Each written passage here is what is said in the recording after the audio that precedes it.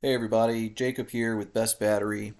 This is our first venture into the installation video series that we're going to be starting up here at Best Battery. This is a fun one, the first one we've ever done, and it is a brand new iteration from Bolt Energy. It's their updated 160 amp hour lithium iron phosphate golf cart battery. And we're going to be taking you just through a bunch of the basic steps that we took to install it. Spoiler alert, this is our first video, so the whole thing is in portrait mode. We are YouTube beginners, so hopefully our videos get to be of higher quality as we move forward in the series and we start putting in more batteries. And I'll reiterate this at the end. If you have any requests for any brand or golf cart or anything like that that you guys would like to see us put a battery in or go over in an installation video, just post it in the comments or you can send us a direct message. I'll link our Facebook in the description. But without further ado, we're going to get this rolling and we'll see you guys at the end. All right, here we are. Here's the battery. So we got it all hooked up to a charger already. Um, Gorgeous, gorgeous, gorgeous looking battery. The fit and finish on these things is outstanding. I just want to show you guys this stuff up close before we start digging in. Um, Shout out here to Jeffrey Allen for getting us the battery. They're an awesome distributor. Check out that LCD meter. Looks great, super bright. Charger is nice and compact. There's only one side of holes that you can mount it with, so it's only going to go top down. There's no back holes or anything for you to mount it against the wall. Um, Really just an outstanding battery that they have come up with here. The last iteration of the 160 amp hours was, in my opinion, it was way too big. Still a very popular battery. Lots of people in the area here got those, and this is, I think, gonna just absolutely trump it. This is much shorter. It's much thinner. It's not as wide. I mean, it's just going to fit in more carts overall. You can see it's 24 inches long or so. It's about 11 inches wide here. Uh, it's just a very well designed battery from a dimensions standpoint because that's how we end up deciding which batteries go in carts is the dimensions. Right? You see this thing, it's so short. It's not even 9 inches tall. It's amazing. So yeah, they knocked it out of the park here with this redesign for their 160. So shout out to Bolt and Bobby Diaz over there for coming up with the new dimensions on this thing. As always, they're sending a bunch of ABC stickers, always be charging. Um, Customer also ordered a reducer with this kit, so we're going to be slapping this bad boy in there as the install goes on. The current one that's in there is actually hooked up to one set of 12-volt lines. So we're going to be replacing this blue one, maybe mount the new one right there or right there. We'll feel it out once we get all these lead acids out of here. But yeah, this is the battery, and we're going to get ready to move on to the next step. All right, so here we are. We've got our lead acid set up. Pretty good looking so far. Um, This guy doesn't have any 12-volt loads coming off here except for the reducer, which is fantastic. Very minimal corrosion. So, I mean, he's done a good job keeping these things watered and in good shape. Aside from the dashboard, which clearly has a DIY uh, job done to it, what we're going to do is we're going to go ahead. We labeled all of the cables hooked up to the main positive and negative. Usually we just use a label maker, but we use white tape this time. You just really want to make sure that you're not just taking pictures of this stuff, but you are also labeling it. It'll just make your life so much easier. Right? Most positive, most negative. So yeah, we're going to go ahead and get these out, and we'll see you at the next step. All right, so we got all the batteries taken out. Here's the 48 volt reducer wiring. We go ahead and label it anyways, just so nothing can get confused, even if we're going to be taking it all out. You got the blue and yellow here spliced together. This is for your 12-volt light circuit. We're going to be redoing that, making it look a little nicer.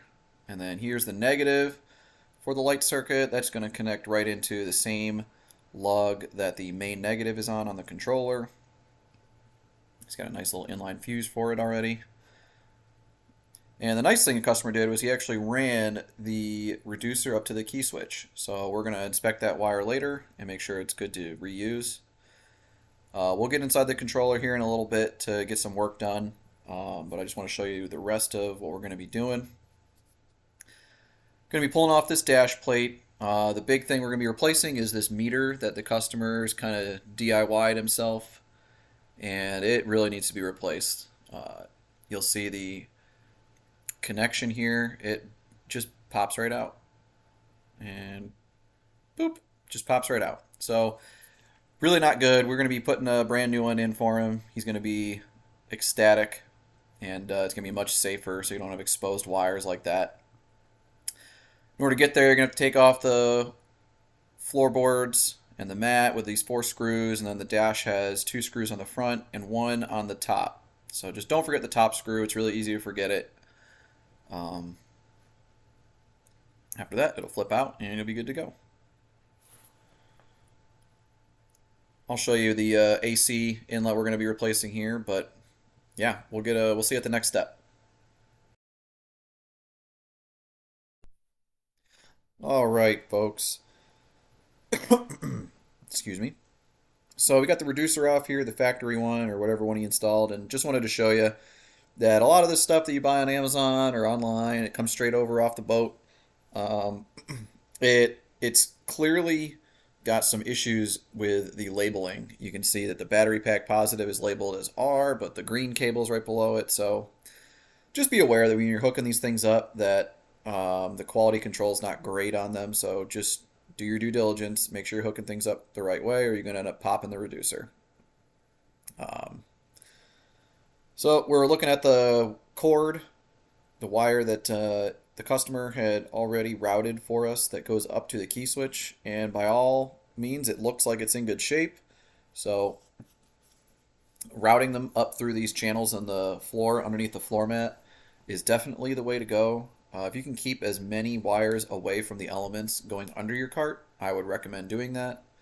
I know not every cart has easy access like a club car here does, but he did a good job putting it in there. So we're just going to tap onto that and use this wire that he already ran. But I just wanted to show you guys that reducer. That was all. Just make sure you're reading the labels on them and checking the cords. So we'll be back in a minute with the next step. All right, so by the Windex there, you can see that we're at the cleaning part. We're going to be wiping out this tray. Luckily, in a Club Car Precedent, there's a bunch of drain holes, so you shouldn't have to deal with too much acid pooling in there, which is really nice. But yeah, we're going to really wipe this out good. Let me just show you 2 trays here that came out of a Tomberlin. This is what you can probably deal with if you don't have drain holes in the cart. I mean, there's tons of acid that built up in there, and you just got to neutralize it with baking soda. So, yeah, just wanted to show you guys before we start cleaning. We're going to end up cleaning pretty much the whole cart. So we'll get back to you at the next step. And here is pretty much the final cleaned product in the battery tray. Right? I mean, it's going to look nice, shiny black. We're just going to be keeping up the cleanliness as the install goes on because we're doing some cutting, some dremeling. So you got to make sure to always just be wiping and vacuuming all the extra little pieces out of the tray. Just want to give you guys a good look at it. This is what the customer is going to be most excited about, honestly. It's just how clean everything is going to look when you're done. To get back in the controller, it just takes one, I think it's a T40 torque screw bit. So we're going to be getting back in there and pulling out the main positive and negative wires, pulling out the charger wires, getting ready to put in everything new for this customer's battery installation. So stay tuned. We'll see you at the next step. So what I want to show you guys now is what we have to do sometimes, and we have to make some cables. The customer just got the standard kit from Bolt, so they didn't get this fancy green ones. Not a problem. What we've done is we've removed the old charging cables. We've removed the old main positive and negative cables, and we're going to be putting on some thick uh, copper ring terminals on this 2 gauge wire we've got here. And what I recommend is using Wi-Fi heat shrink connectors in a 4-to-1 or a 3-to-1 at minimum. It's just the bomb. You can fit them right over the ring terminal heads, and then they'll still shrink down over the cable. So if you're getting a 2-to-1, it's not going to be able to do that, and you're going to be really annoyed. But Wi-Fi is awesome, so use their stuff. Super, super, super thick, and when you heat it up, it shrinks right down. So I'll show you that when we get done here, and we'll get to hooking it up.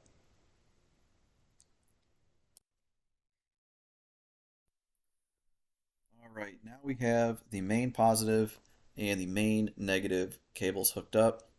I'm going to heat shrink this a little bit more. That's a little bit loose. Um, we put a new ring terminal on the black wire coming out for the lighting circuit, hooked it right back up to the negative post on the controller. We just wanted to show you up close that the controller is labeled, so if you ever don't know where things go, right, you see the B minus there, that's for your battery negative. Um, Once everything's hooked up, start plugging your controller back up, and all of this stuff can eventually just get tucked back in. But yeah, we're going to move on to the next step here. So, just wanted to show you guys where we're at right now.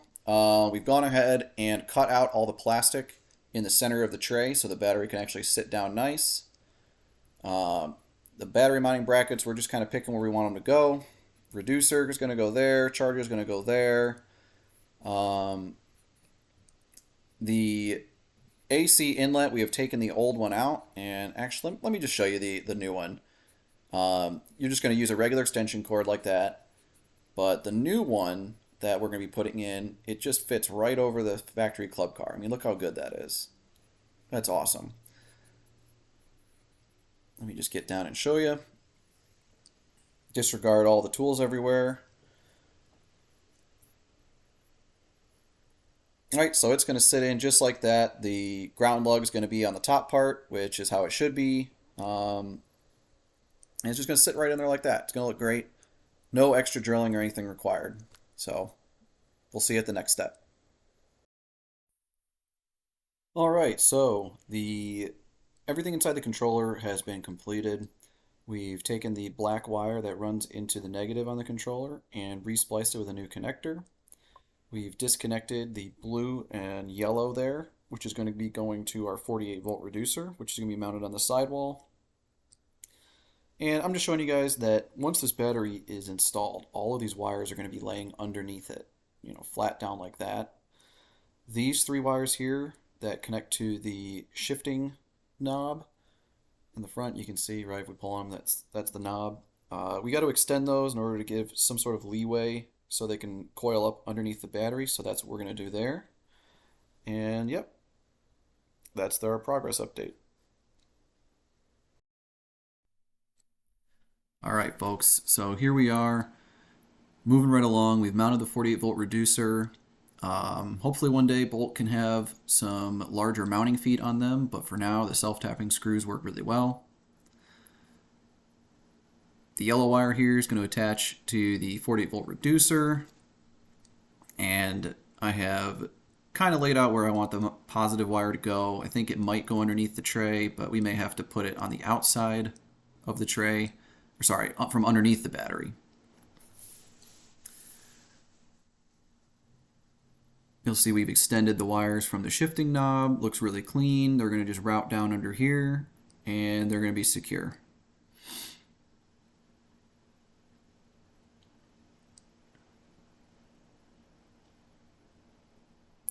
Other than those things, we're just kind of prepping where these wire looms are going to be routed so they sit flush underneath the battery when we drop that bad boy in.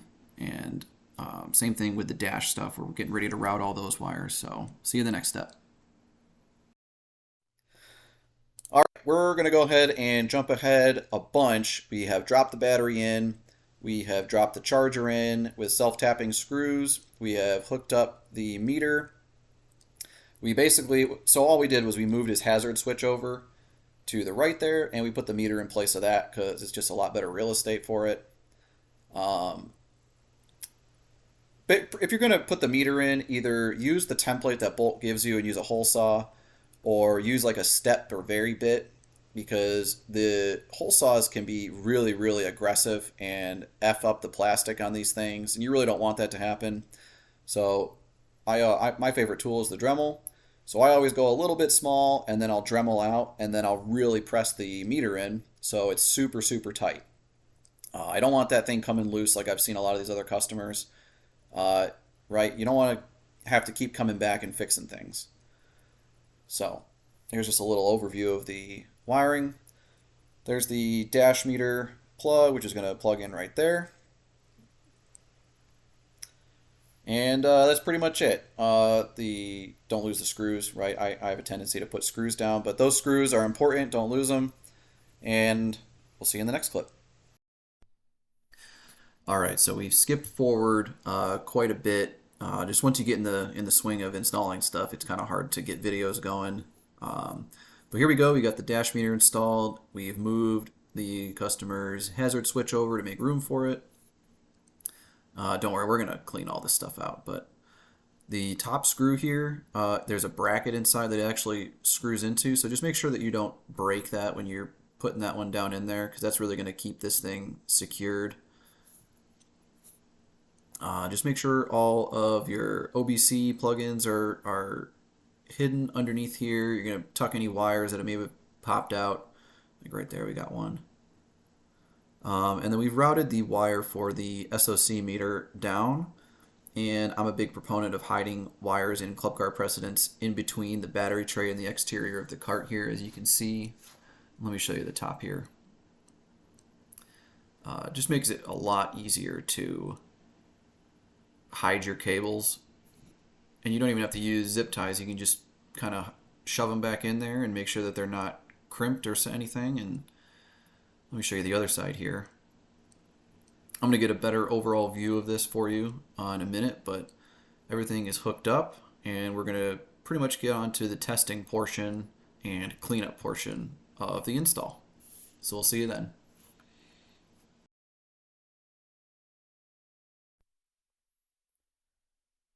All right, folks, and we're back. We have the battery dropped in. All of our cables are hooked up to the battery posts except for the positive side here, just because I want to show you how we end up hooking them up. But you just want to make sure that these caps fit over, just like the negative one there.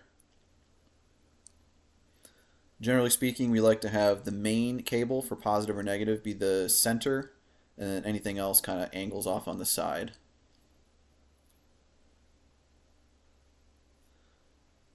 So as you've probably seen in a lot of other videos, whenever you're hooking these up to the battery posts, you always start with the lowest or the lightest load. So that would be, in this case, our 12-volt reducer. And we'll add the charger on second. And then I'll show you a clip here, but we flip the main post around so the fat side is actually closest to the battery.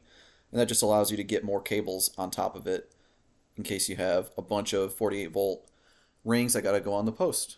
So we'll get this hooked up and see you in the next clip. All right, so here it is. I'm going to rotate it. So there you go. The one time I use landscape mode. Looks awesome. Look at how clean this all looks. Turned out really, really well. I really wish that I had done a more in-depth video on this, but you're going to see nice mounted reducer. All the wires are very, very secured in there. You have everything hooked up, torqued down with a torque wrench. I actually put a zip tie in there to keep the wires from moving. Proud of that. He's got an awesome dash meter now. Look at how good that looks, especially clashing with the red on his floor mats. Let me show you guys from the other side. And that's all you got to do with the cables. I mean, you're not going to see any of the cables. If you see there, if you just kind of coil them up, zip tie them, a battery this big is going to hide all your cables very easy. You'll be really happy with it. You could, right there, I pointed to it. You can notch that out. We didn't really feel the need to, but I've seen a lot of people actually notch that out and make their wiring a little easier. We just didn't really feel the need to do it.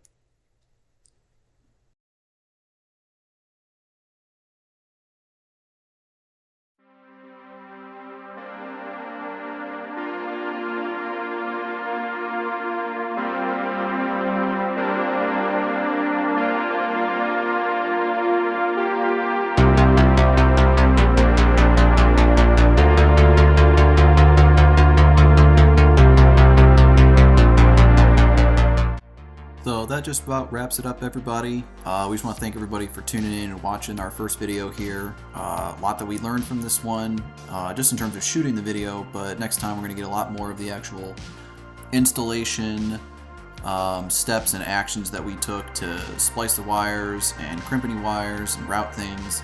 And it's going to be in a landscape mode format, so stay tuned for more videos. If you want to like and subscribe, that would be fantastic. It would help support the business, support the channel.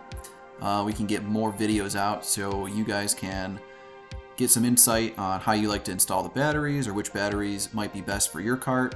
If you got any questions, feel free to shoot us a message on Facebook. The link and handle are on the screen and it'll be in the description. And thank you for watching. Stay tuned for the next video.